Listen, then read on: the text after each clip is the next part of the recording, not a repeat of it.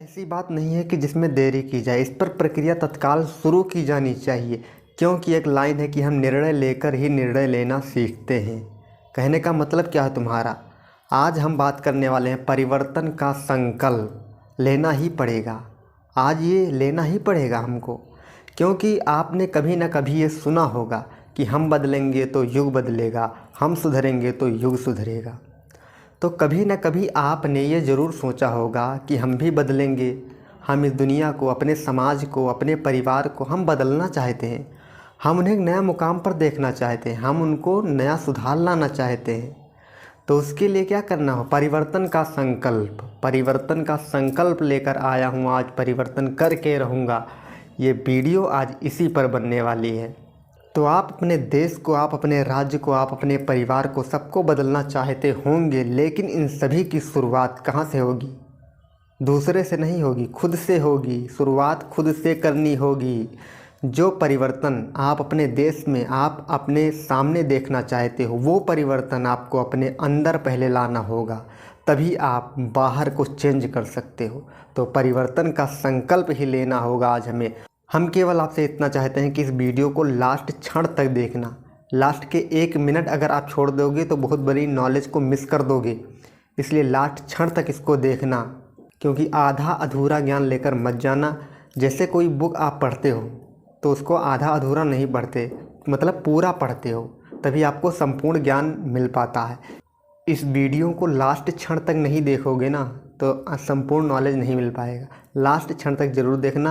किसी भी परामर्शदाता से, किसी भी मनोचिकित्सक से, किसी भी बहुत जानकार विद्वान आदमी से अगर आप पूछोगे कि हम लाइफ को आगे कैसे बढ़ाएं, तो केवल एक लाइन कहेगा कि परिवर्तन के निर्णय के बिना कुछ नहीं होता।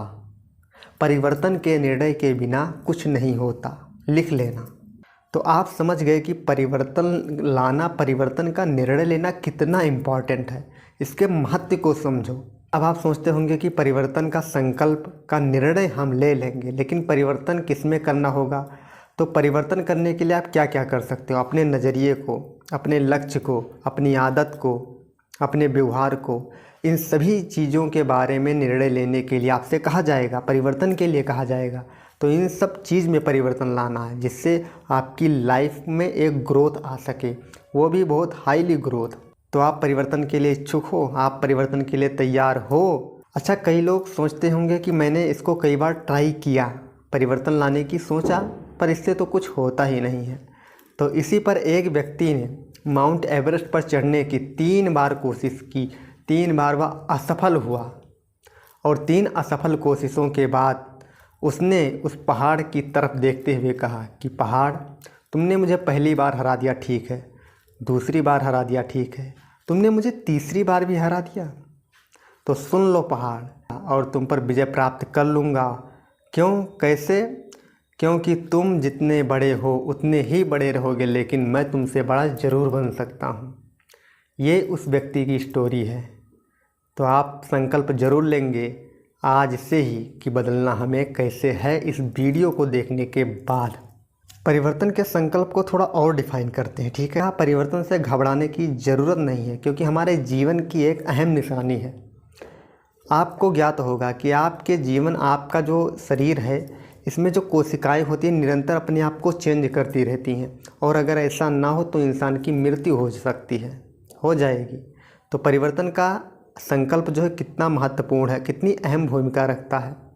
अगर आपने परिवर्तन लेने का संकल्प नहीं लिया तो परिस्थितियां जब बदलेंगी तो आपको कष्ट पहुंचेगा। इसीलिए अपने आप को चेंज करना स्टार्ट कर दीजिए नाउ, अभी से। तो जब आप अपने चारों तरफ नज़र उठाकर देखेंगे तो आपको 2 तरह के लोग मिलेंगे। एक वे मिलेंगे जो परिवर्तन कर रहे हैं, जो स्वयं में चेंज ला रहे हैं, और दूसरे वे जो परिवर्तन का विरोध कर रहे हैं। और जो अपने आप को चेंज नहीं कर सकते, जो अपने आप को चेंज नहीं करते, अक्सर उन्हें तब दर्द होता है जब परिस्थितियां अपने आप को बदलती हैं। तब इस बात को हमेशा ध्यान रखना।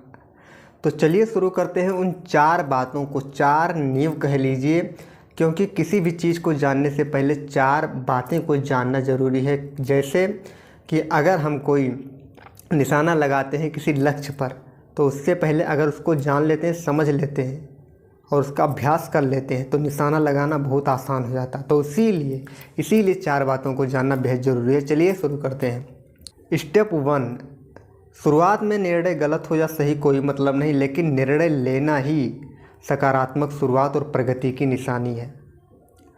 कोई भी काम शुरू करते हैं तो काम कैसे कंप्लीट होगा इसकी रूपरेखा तो बाद में बनेगी।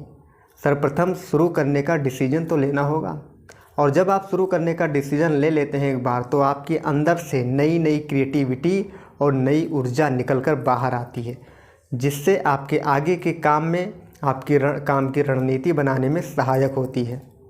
और अगर आपके अंदर अनिर्णय की स्थिति आ गई, आप डिसीजन नहीं ले रहे हैं बहुत दिन से, अनिर्णय की स्थिति अगर आपके अंदर आ गई, तो आपके अंदर शंका और डर का एक आत्मघाती चक्र बन जाएगा जो निरंतर चलता रहेगा। आप उन गलतियों से नहीं सीख सकते जो गलती आपने की ही ना हो। इसीलिए गलती से नहीं डरना है, काम को स्टार्ट करने का निर्णय आज से अभी लेना है। सेकंड स्टेप है कि गलत निर्णय सुधारे जा सकते हैं, पर शून्य निर्णय नहीं सुधारे जा सकते हैं।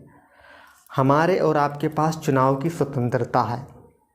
हम चुनाव कर सकते हैं अपने आप को गड्ढे में ले जाने का, हम चुनाव कर सकते हैं खुद को असफल बनाने का, हम चुनाव कर सकते हैं खुद को मूर्ख साबित करने का, क्योंकि चुनाव हमको करना है।